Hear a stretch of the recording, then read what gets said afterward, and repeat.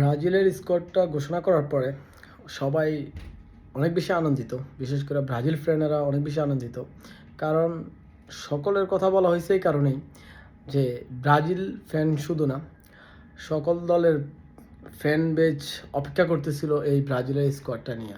আর সবচেয়ে আনন্দ হওয়ার যে কারণটা, সেই কারণটাই হলো নেইমার জুনিয়র স্কোয়াডে থাকার পর থেকে সকলে অনেক বেশি খুশি হয়েছে।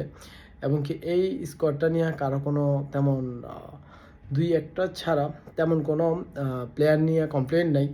তবে একটা বিষয় খুব খারাপ লাগলো, যে এই জায়গায় পেদ্রো কয়েকদিন আগেও বলছিল যদি নেইমার জুনিয়রকে দলে ডাকার জন্য আমাকে আমার পজিশন ছেড়ে দিতে হয়, আমাকে আমার জায়গা থেকে সরে দাঁড়াতে হয়, তাহলে আমি শুধু 2026 ওয়ার্ল্ড কাপ না, 30 সালেও আমি আমার পজিশন ছেড়ে দিতে পারি। যেই নাকি নেইমার জুনিয়রের জন্য এত বড় স্যাক্রিফাইসের একটা সিদ্ধান্ত নিয়েছে এবং কি জানাইছে।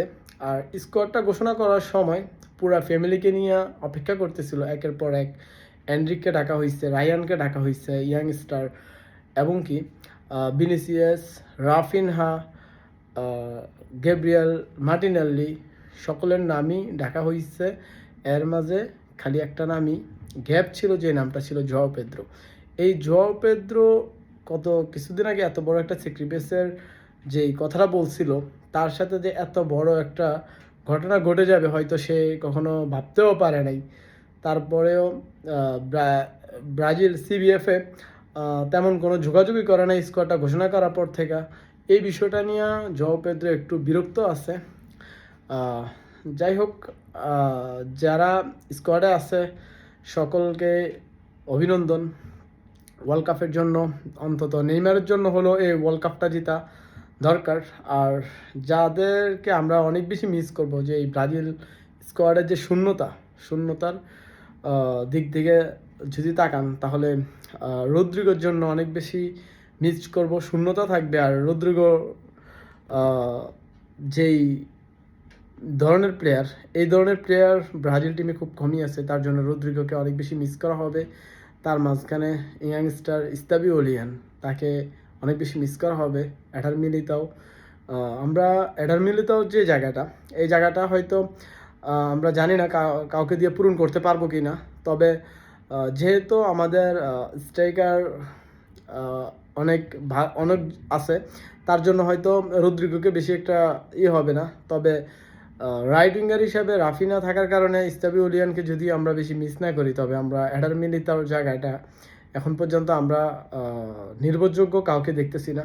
ওয়েস্টলি যেই ধরনের প্লেয়ার, ওয়েস্টলিকে হয়তো এডার মিলিতাওর পজিশন নিয়ে খেলাতে পারে কার্লো আনচেলত্তি। তবে ওয়েস্টলি যে ধরনের প্লেয়ার, অফেন্সিভ প্লেয়ার, এই ধরনের প্লেয়ার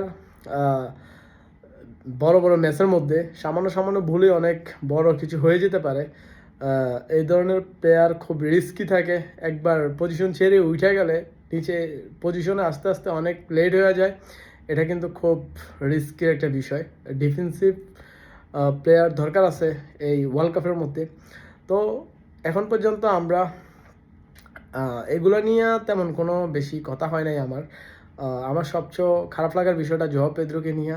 আমি আশা করি সিবিএফের পক্ষ থেকে অবশ্যই জোয়াও পেদ্রোর জন্য আশ্বাস দিবে, ভবিষ্যতে কিছু একটা হবে। এই ধরনের আশ্বাস দিয়ে হলেও তাকে সান্ত্বনা দেওয়া উচিত। জোয়াও পেদ্রো মোটেও বাজে পারফরমেন্স করে নাই, বা দারুণ ফর্মে ছিল। গত কয়েকদিন আগে সেই লেভেলের একটা গোলও করছিল, বাইসাইকেল গোল। তো আমরা জোয়াও পেদ্রোকে আসলে কার্লো আনচেলত্তি ভালো জানে কাকে কোন জায়গায় রাখবে, কিভাবে কখন কাকে খেলাবে। সেই জায়গা থেকে আমরা হয়তো জোয়াও পেদ্রোকে মিস করব।